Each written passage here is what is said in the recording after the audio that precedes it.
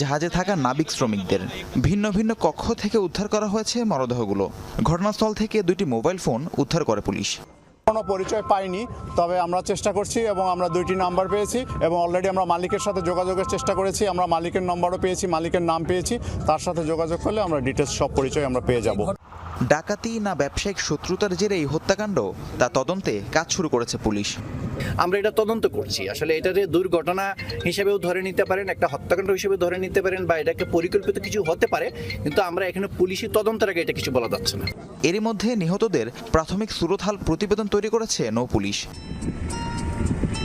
Rahim Sarwar, Jamuna news.